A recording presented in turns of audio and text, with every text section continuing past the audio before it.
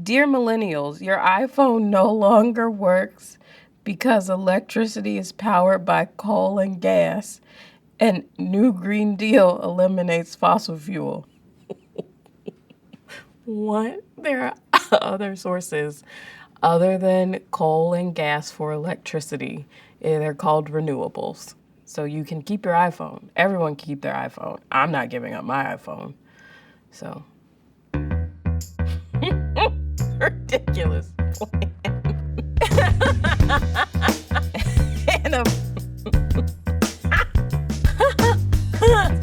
sorry.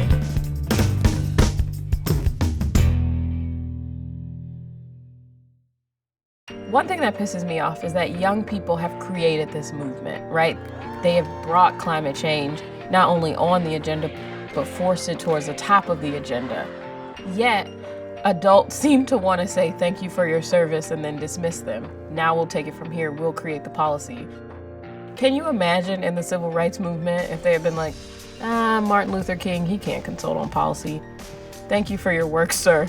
You should leave. Can you imagine if when it came down to the Equal Rights Act, folks were like, don't talk to Gloria Steinem, what does she know about it? Like, that's not a real thing. And just because people are young doesn't mean that they aren't studying hard, doesn't mean that they aren't learning about the issues, and it doesn't mean that they have nothing to contribute. And the idea that we are not fit to do that work simply because of our age, even though we were fit to finally say that this is a crisis that needs to be addressed seriously and robustly and quickly, it's incredibly disingenuous. I'm a Rhodes Scholar. I'm a 29-year-old Rhodes Scholar who put out 250 pages of policy in 7 months. And they have attempted to bounce me out of the room, to bounce us out of the room. The world that I'll inherit, that other millennials will inherit, will be far less habitable than the one we have now.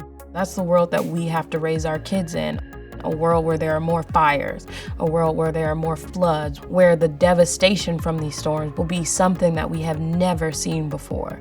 It's clear from some of the senior folks in the Democratic Party apparatus and even just in the environmental movement that they are not ready to take on this challenge at the speed, at the scale, to do everything that they can to prevent this crisis. And so we decided very early on that we wanted folks who had the mindset that we have, are committed to it and working on it.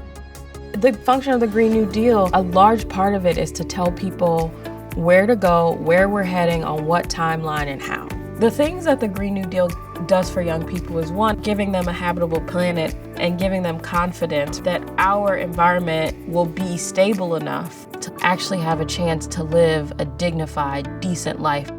The second thing is a better economy, stopping wages from stagnating, stopping the quality of life from descending, creating new jobs and new industries, and a renewed confidence that this is a type of economy where they can prosper and thrive. Who wants to take a road halfway?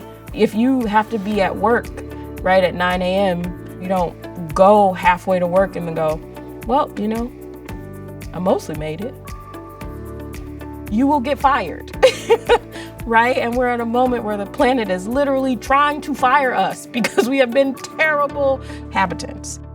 The Green New Deal will actually solve the problem. Not just doing something, it is doing the thing that we need.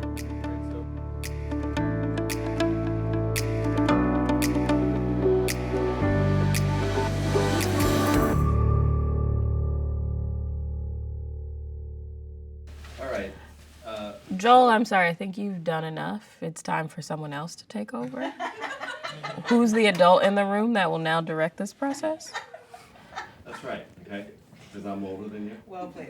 So, yeah, You gotta go. now it's my turn. You gotta go. Okay? Yeah, you gotta go. We're done.